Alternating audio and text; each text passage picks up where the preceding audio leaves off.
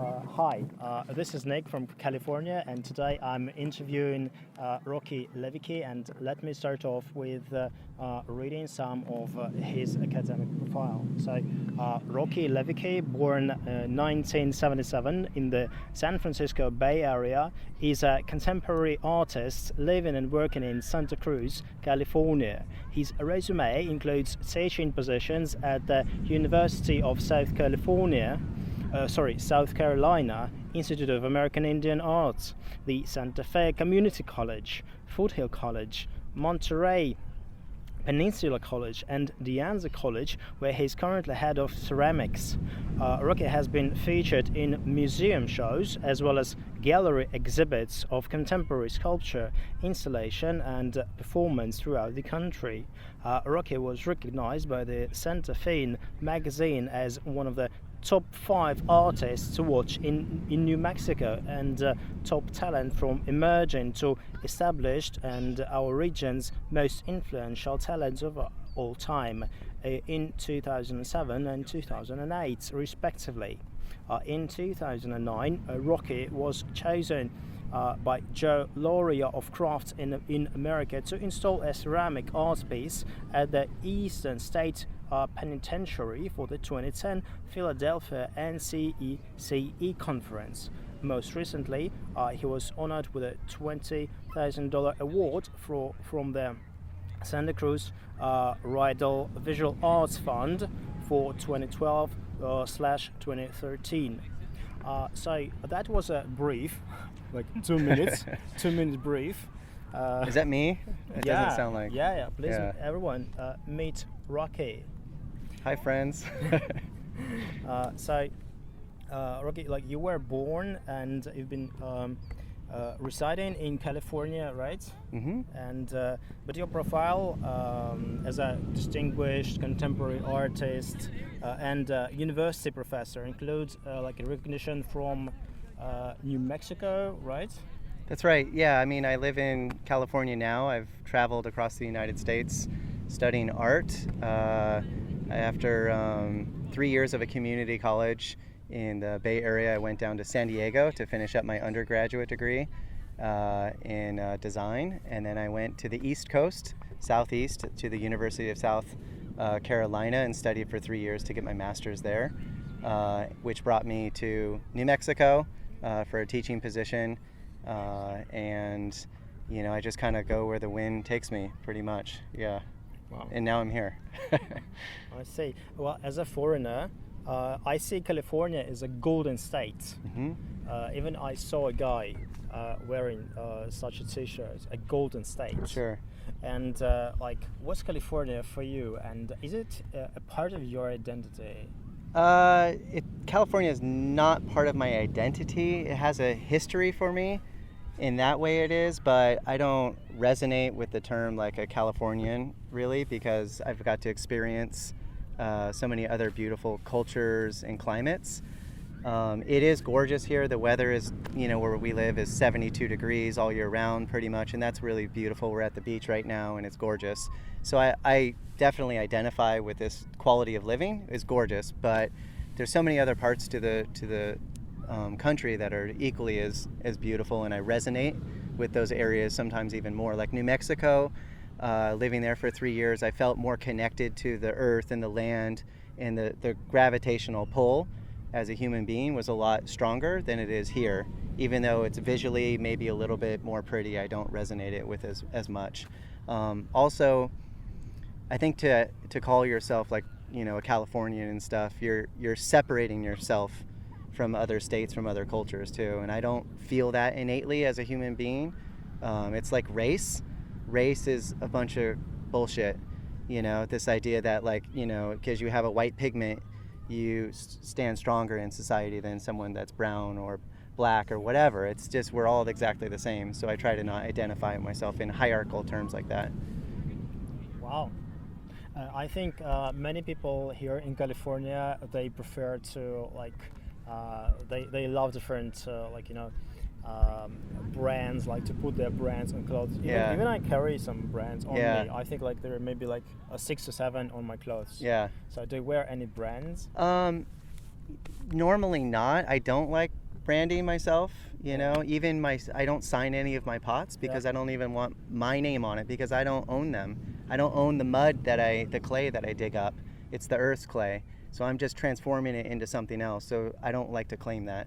I have a unique signature, which would be a gold dot on my pots on the bottom, which I do with 23 karat gold leaf, but that's more universal than me. And also, like, I am just in and out. Like 100 years is what I'm gonna live, probably 86 years, 90 years, 70 years, basically 100 years, and I'm gone. And so, I'm not attached to this life form. Well, I think this is the least expected answer. I'm like a bit fascinated. Well, like this hat, my friend made this hat, and you know, she studied in Peru or lived in Peru, didn't study. She just worked on the streets, and now she makes these beaded work and puts them on hats and different things. And to me, like, there's a connection to Anne wearing this hat, and I don't have a connection to Reebok or Adidas. Like, to me, that's the corporate world, and most of the time they don't act with good character, and so I try to not support that personally. But I don't judge anybody else because everybody has different views. It's fine. Yeah. I see. Wow. Well, I have some like pre-arranged questions because like sometimes like I'm listening and like, wow, this is so cool because and I forget my questions. Okay, that's cool. Yeah, we can just go off wherever too. Yeah. Like maybe not forever. Okay.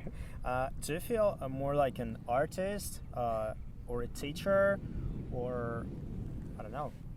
I think making art as an artist and teaching really complement each other. So the better I am as an artist, the more I give myself 100% to artistry and craft, the better I can teach because I have a more acute awareness and a physical, like when you learn to draw and you learn to see the contour of a form, then you are developing muscles in your brain, in your fingertips. And the more... neuron connections, right? Exactly, yeah. So like when you're learning to throw a pot, for instance, it's like having like 5 branches of a tree when you start, 5 neurons. And then they start to develop roots and, you know, systems within each finger. So you become like, you know, this becomes 5, 5, 5, 5. Now you have 25 times 25 sensitivity. And then times 50 and 100. And then you become really refined and you can listen through your fingertips in terms of like listening to the thickness of the clay and the stiffness of the clay. And Andy Goldsworthy, who does land art, he works in the same way, where the more he works with the land, the more he understands and feels the land and can create better work. In that regard, the more I am sensitive to craft in a medium, such as clay or paint or whatever, or pen, the better I can teach, instruct my students, and influence them. Not conversely, but as well, reciprocally, the more I teach and the more I teach these basic fundamentals of design, these principles of design, that goes in and it reinforces my artistry, and that's fantastic too. Wow. I was the lucky guy. I've also attended the class of yours. It was just like on the spot when I visited with Kate, a friend of mine who's like now shooting this video. And like you permitted, like, okay, you may attend the class, but is it a paid tuition? Like, how can you like open the doors of the class? What I'm trying to say is well, you're there for 1 session or 2 sessions. It's not like you're auditing the class for free, you know, which we don't allow for insurance reasons and things like that. So it's really not that big of a deal, and I don't know. To be honest, I'm tenured now, which means I can't get fired, and I would never get fired over letting someone sit in my class. And if someone is really intrigued and wants to learn something, I don't feel like I'm in a position to turn them down, right? So I just take the chance. Wow. And thank you again for giving this opportunity. Sure. Like one more thing I noticed, like during the class, you were given each person like very exact instructions based on the performance of a particular student. Mm-hmm. So I think this very well resonates with the words that I just heard. Cool. Thank you. All right. While going through like your teaching positions, I was impressed by the list of colleges. And could you please outline the experience you received in each, and like which of the jobs would you highlight as the most important? Sure. I'll try to be brief. South Carolina is where I got my master's degree, and so the last 2 years, the arrangement was it was a stipend where I would teach, and my tuition would be covered. So that was an introduction to teaching three-dimensional design and intro to ceramics. So that was really important. But I was pretty much regurgitating the information, the curriculum and the outline at that time, and just trying to learn how to work with students. And so that was really an important learning experience, and making mistakes and learning from those mistakes.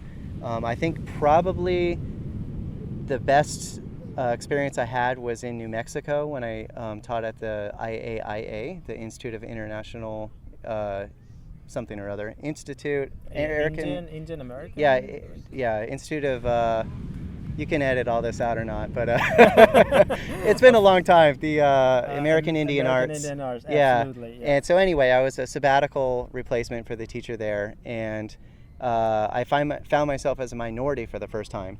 So because I was Caucasian teaching at a Native American art school where only natives were accepted into the school. And so there was a lot of resistance between the students and I from the students' end, because in New Mexico there's like you have the Hispanics, Latinas, you have the Native Americans, and you have the whites. And so there's a lot of overall tension between those three. And so especially with the Native Americans and the whites, and the history the whites have had with the Native Americans hasn't been exactly kind. And so anyway, I felt myself as a minority teaching there and getting a lot of resistance from the students. And as much as it was very difficult, I got a different perspective, because I am a privileged white male living in the United States. And being black or Mexican, you just don't have the same freedom and flexibility as you do being a white male, and the same opportunity as you have. It's unfortunate, but it's the truth. And so being at that school really gave me the perspective of being the minority and having to fight through adversity to work with my students. So that was really great.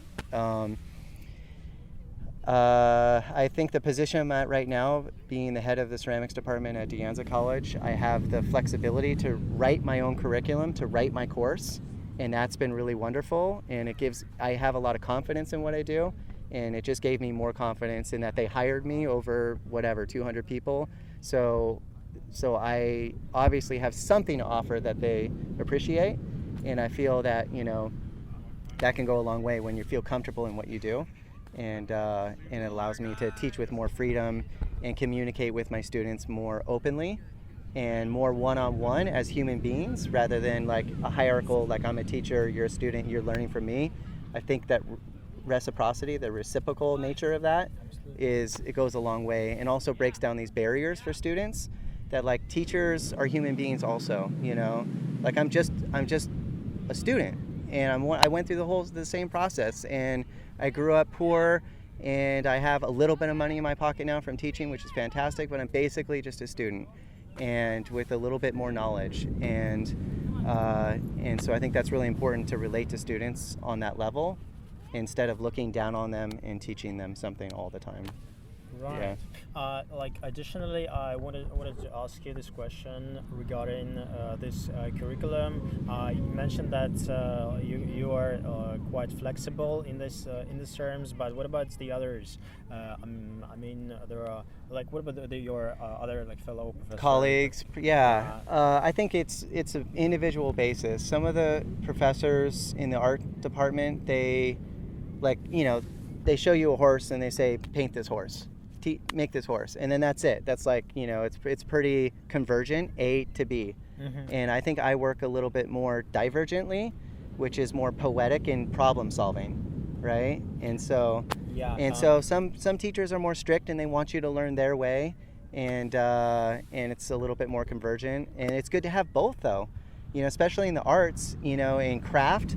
Like if you are a shitty craftsman, if you cannot make craft, then you're not going to be a good artist. You have to learn the fundamentals of your medium: paint, metal, wood, clay, plaster, whatever you're working in, you really need to get that craft down, and then you can explore your ideas and you can get rid of everything.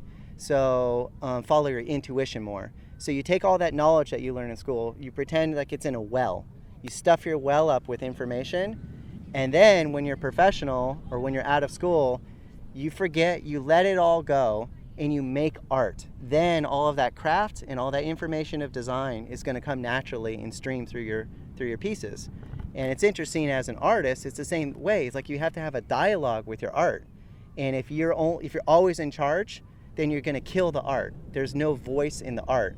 When you listen to the art and it says, I don't want to go in that direction, I'm not supposed to go in that direction, and you work with it and you listen and you communicate, then the art is alive and breathing in the end. And just to bring it back, I think it relates to the initial question of teachers, expecting them to do it their way. And so I work the latter. Yeah. Many students and teachers, like in my country, and I'm from Belarus, what we see is our colleges are quite regulated.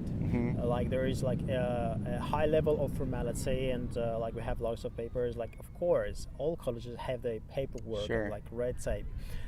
But I think you are the first professor that can like freely like show this, like, okay, you can forget, and like what about grades, because I think like all okay, not all, many of the bachelors, they would rather have some better grade, and they would rather be taught by the book, to have some like formally recognized something.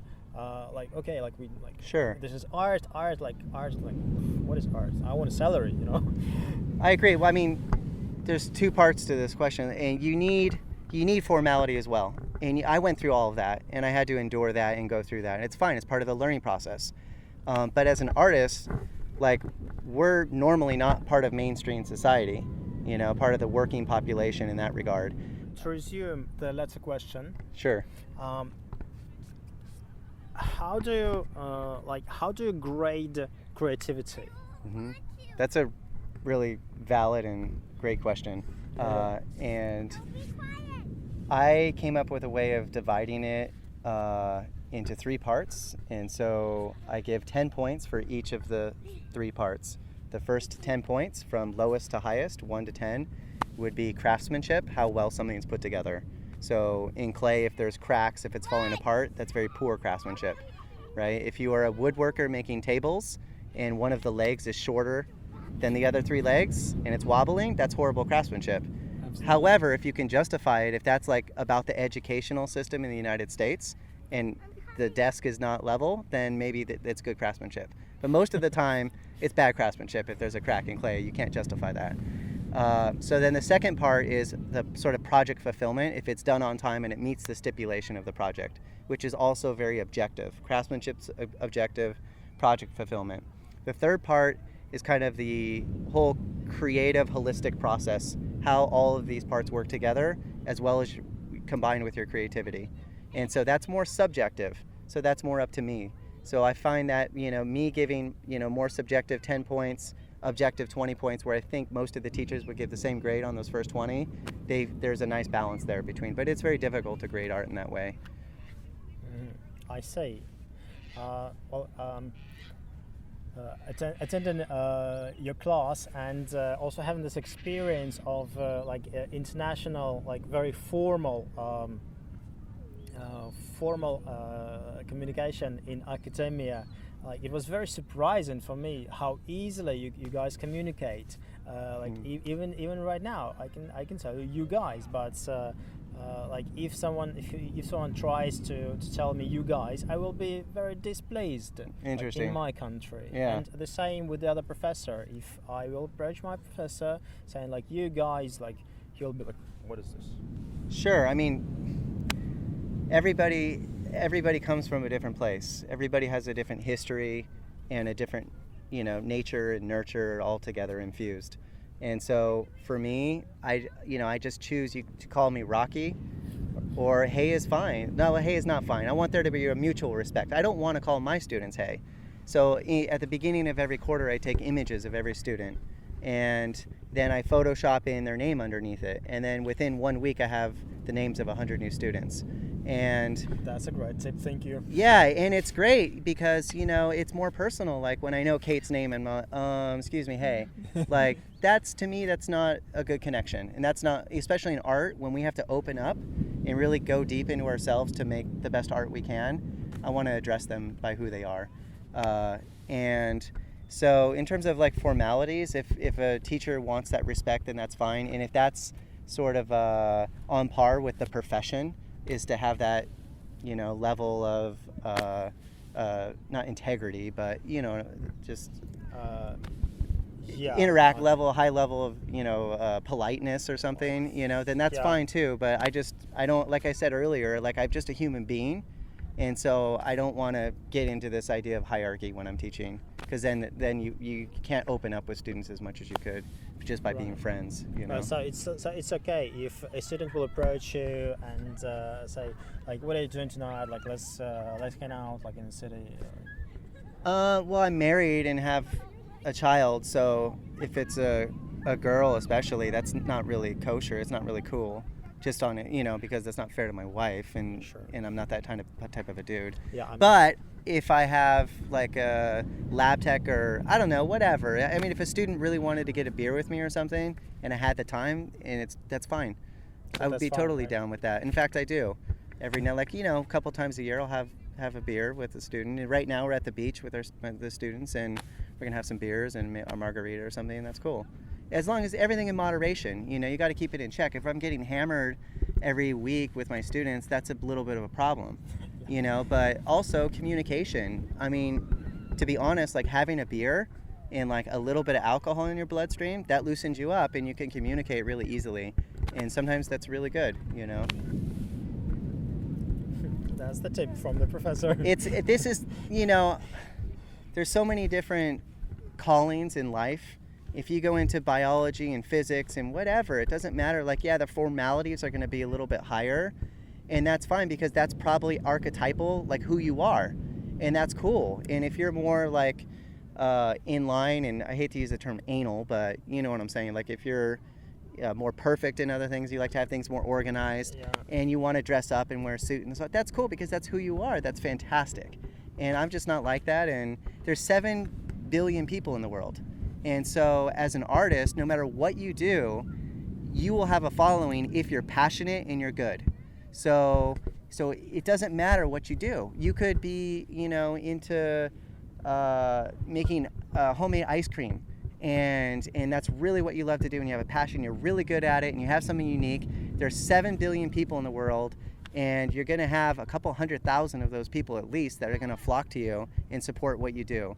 And so the idea that you should pick a career that's safe is a bunch of baloney, because if you do that and you're not happy, then you'll probably realize in 10 years of doing your career that you're not happy, and the odds of you being successful are just as high or low as following your passion. And so it's pointless to not follow your passion. So there's enough communication. Look at Facebook and all these, you know, ways of communicating through media, which we didn't have before, and exposure to the world. Those barriers have been shut down of trade, or they've been opened up for trade, and so you have to follow your passion these days. Well, that's a great approach, and I personally totally share it. So many teachers today believe that the generation got dumber, and in terms of IQ and in terms of people's interests, like what their hobbies, like instead of like playing outdoor games and like attending like theaters, museums, what they play video games. Do you think things are so bad? I don't think they're so bad, but yeah, I agree that this new generation is a bit dumber, and I think a lot of it has to do with what you said.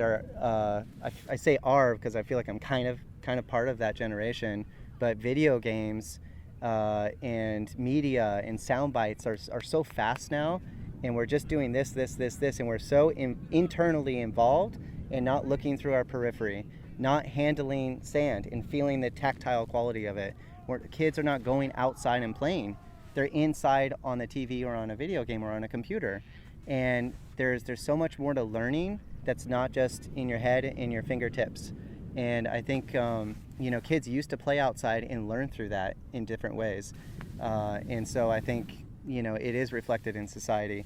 In terms of the arts, I think it's probably the same. Just because you're in art doesn't mean you don't have to work as hard as any other profession. You probably have to work harder because there's so much competition to make good art and to sell your art. There's so many talented people around. Yeah. I mean, as many people can feed off of your work, there's as many competitors, and so you have to go be very creative in your approach to selling your work and getting out there. But yeah, it takes a lot of work and to develop your craftsmanship and develop your skill, and you have to put that computer down. You have to just get into your medium and work hard. And overall, students that come in, I've been teaching for, offhand, I don't know, like 14 years or something, and I think when I started that students could sit down for 3 hours, no problem. And I think to have students sit down for 3 hours and work on something specific, it's not happening as easily. Like they need to go out and check their Facebook, check their email, come back and do this. So they're struggling a little bit more. So it's art is not exclusive. I think it's part of the greater spectrum in terms of dumbification of our society, which is a whole nother situation of politics and I'm speaking about America, but getting Americans to fall in line with consumerism. The more we can buy and be attached to sports and video and TV and reality TV, the more we dumbify ourselves and the more we don't challenge society and we don't challenge our rights as civilians. And we are the quality of life has been going down in America since like the 1980s is when really the cost of living has gone up exponentially, and the amount of money that you're making has gone up barely. And so there's a big discrepancy, and the quality of life has suffered. The middle class is gone. It's really depleted. And so a lot of it is our own fault for being addicted to some of these things like TV and video games. I think I have this word right now like in my head, and which Kate described you as a professor, and she said Rocky is a very inspired professor, and I feel very motivated when taught by an inspired person. So let me ask you, what is the source of your inspiration? The source of my inspiration is process. So when I sell a piece, that's fantastic. When I finish a piece, it's great. I get like an initial rush, but then it's done. But to me, like making a mark, making a gesture in clay or putting two pieces of clay together is sort of like an exercise of being now, right? Not thinking about the past, not thinking about how great this piece or how crappy this piece is going to turn out. It's about making good craftsmanship and putting two pieces together now. And that is an exercise in meditation, and that's process, and that's wonderful. And so that's what I really feed off of, is that process. And a lot of my artwork is related to process, drawing hundreds of thousands of lines, that are next to each other just to show bodily rhythms through holding a pencil, or drilling hundreds of thousands of holes to allow light through it. That's about process. And one of my inspirations is Wolfgang Leib. As an artist, he lives in Germany and he collects pollen. So he'll spend 2 years collecting pollen. And then he takes this beautiful yellow pollen and he sieves it into large squares in normally sort of monochromatic grayscale spaces. And then that is what his work is about too. It's about process, it's about time, right? And it's about beauty, like a visual beauty of color. In contrast, and so again, process is very inspiring to me. Yeah, I think I got my response. However, I would like to ask you in terms of personality or in terms of some charismatic leader. Mm-hmm. So, do you have any? I don't know, not idols. Idol is a bad word, right? Do you have any? Inspirational artists. Yeah. Okay. Yeah, exactly.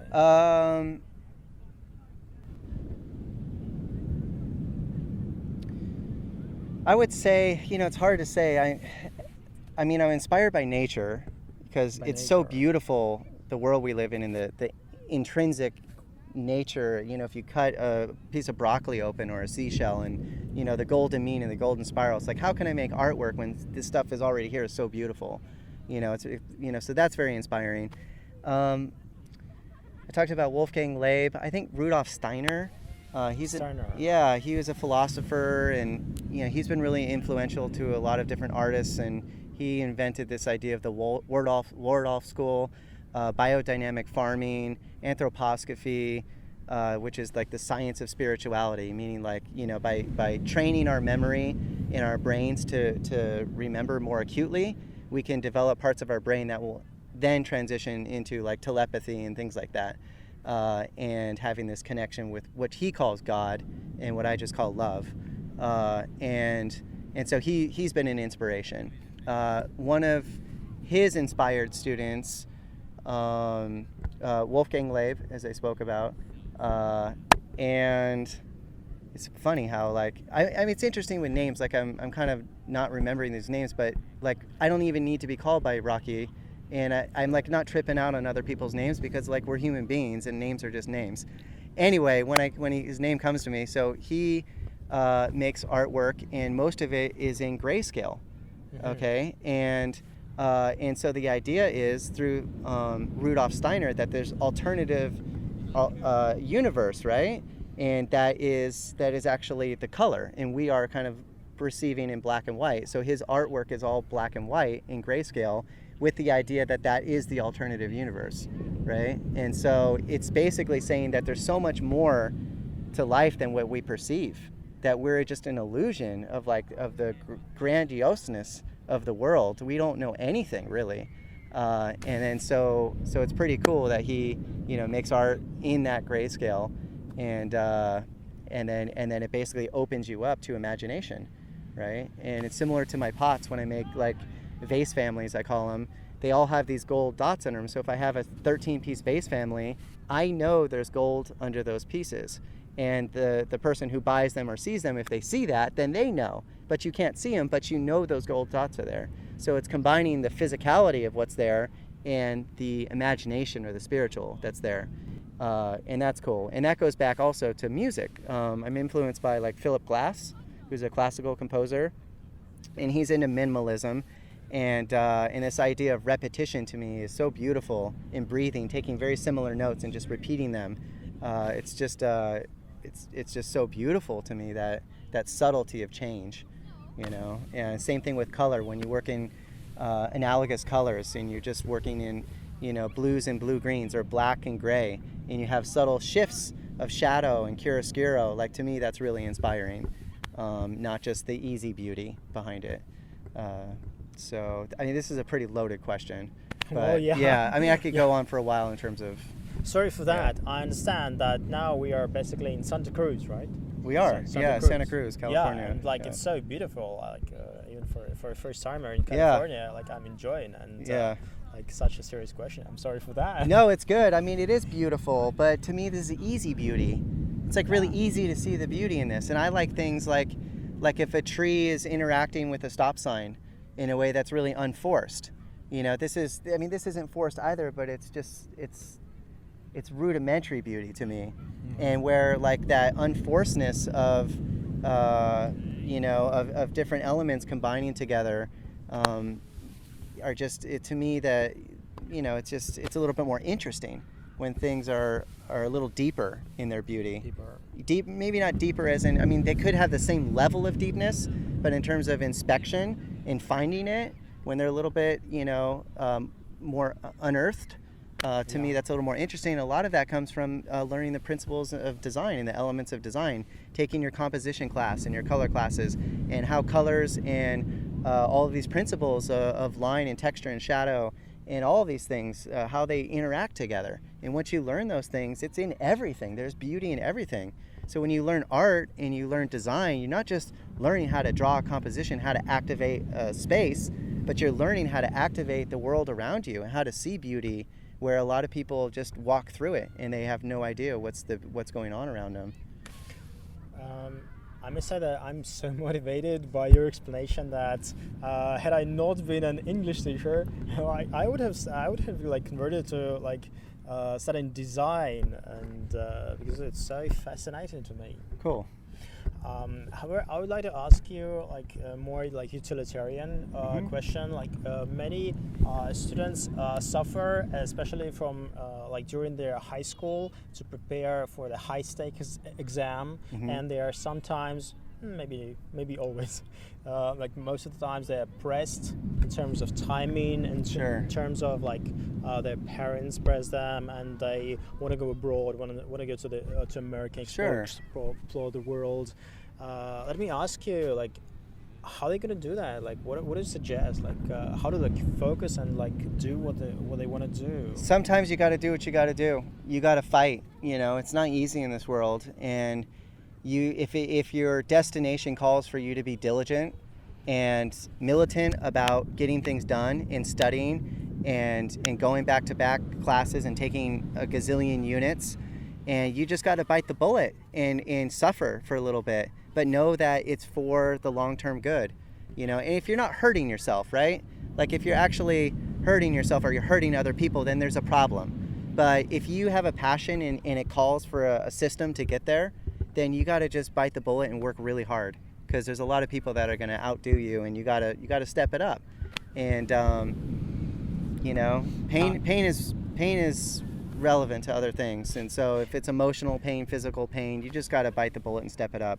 I've worked on projects where I was doing 20 to 22 hours a day for 6 months. 22 hours for 6 months straight. For 6 months straight. And it was a piece, the Eastern Penitentiary, and it was in a prison. I made 980 porcelain urns, and I had like a year to make them and to come up with the idea and deliver them to Philadelphia from Santa Cruz.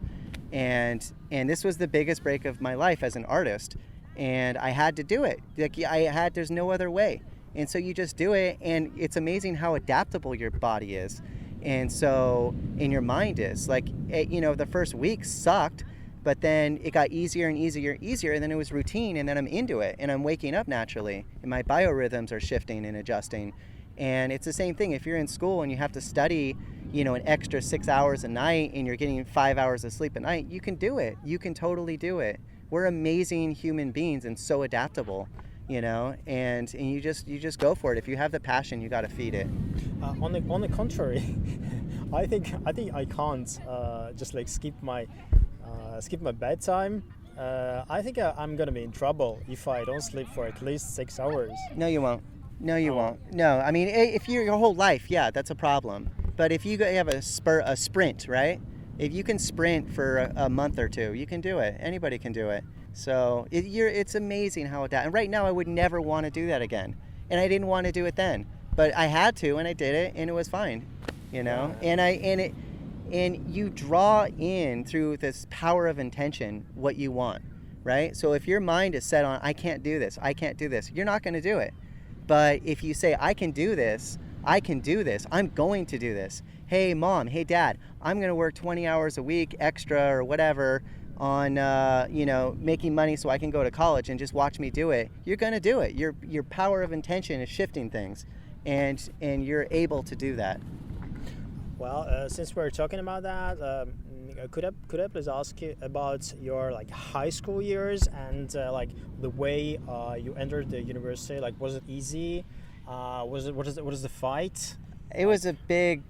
No, I mean I wasn't cool, and I wasn't a dork, and I wasn't smart, and I wasn't not smart. I was a little bit athletic, but not athletic to make all-star teams. Like nobody really noticed me in high school. I didn't have girlfriends in high school. I would wear like a suit like a couple times a year with a briefcase, and nobody would even notice, you know. I was just like on my own basically, and I don't know, I just wasn't very connected to that.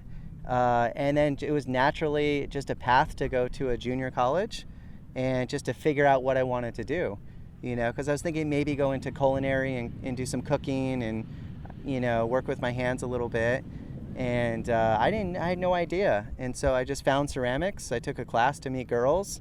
And then after like 1 week, all the girls disappeared. And it was like, oh my God, Like I was having dreams about just making cylinders and, you know, just rudimentary stuff, but I was so excited by it. And it was like, it was immediately I was home, right? Because I found my inner passion, so I was home. And in that connection of not being home to being kind of la la land to being home, it was like, that was it. It was done. I was like, I knew what I wanted to do. And all the teachers are saying, all through college, it's say 95, which is true, 95% of college educated students don't make art after 5 years of graduating. 95%. But when they told that to me, it's like, well, that's the other 95%. I'm not part of that. I knew from day one I wasn't part of that, like, because this is who I am, right? And so it just, I made it into what I wanted to be, and so that's what it is. Yeah.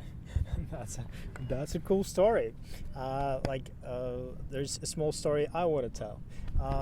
Once a student comes to me and he says, like, you know what, I want to learn English and I want to go abroad. I want to receive like the best education, and I'm so excited, and like whatever the books, I'm gonna pay any money for any books. You just tell me the way, like, and we're gonna do that. And he's been excited for like 2 weeks. Sure. And like after these 2 weeks, he'd be like, I don't know, like I'm a bit tired today, so like, can I cancel my class? Yeah. And then like next time, Not fully engaged. Like, you know, like there's like I've promised my girlfriend that we'll, like, you know, spend more time together. It just like once, and then like you may suggest what happens next, right? Sure. So I find this story pretty common among especially like youngsters. Yeah. Like what is your suggestion? I understand that there is no silver bullet. No? I think that's great. I think it's great that he has initial passion, he or she, to really take that on, and then they find that that's not really what they want to do because they're not fully engaged. I think if you can go from subject to subject, eventually you're going to hit on something that you are engaged, and then it's going to last more than 2 weeks. And some people are, which is really great. People like that, you know, they get really excited. They're like romantics, right? They like to do this and they like to do that and do this. I want to play guitar and I want to do ceramics and I want to do drawing and I want to be a music teacher and I want to do this. And it's like the first 2 weeks are incredible, right? And of everything. And that's fantastic. So, you know, there's enough room in society for people like that. And, you know, again, as long as he's not hurting anybody, right?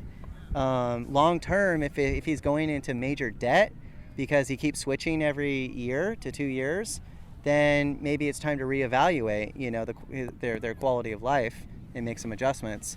But in the meantime, for young people, high school, college, it's your job to experiment, you know, as a human being. Don't shortchange yourself and just go into what your parents tell you because that's the history of your family.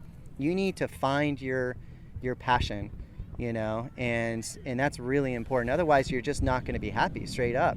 So you have the choice. You can be happy or not be happy. You know, just don't hurt anybody, you know, including yourself. Yeah, and those that are close to you. I don't know about you guys, but I got so motivated because, like, totally, I didn't expect such a level of depth, and like, I think I've got some like new ideas to think about. So that's what I'm gonna be like doing, contemplating. So have fun, you guys, and like whatever you want to say to Belarusian, not only Belarusian, because we've been speaking English to international public. You know, it really just comes down to the fundamentals of being a human being. And we are, no matter who you are, we're all together in this. And political forces are trying to separate us into thinking that one person is better than another, when in fact we are all the same. And so it doesn't matter what you go into, just try to hold the highest integrity for yourself and for anyone else you meet, and furthermore for any other animal that's living, that feels pain and feels emotion. Because we're all connected in this thing, and we got to respect each other, and that's most important. Wow. Thank you very much. Sure. Yeah. That was Rocky Lewycky and Nick Andreo from Santa Cruz, California. Cheers.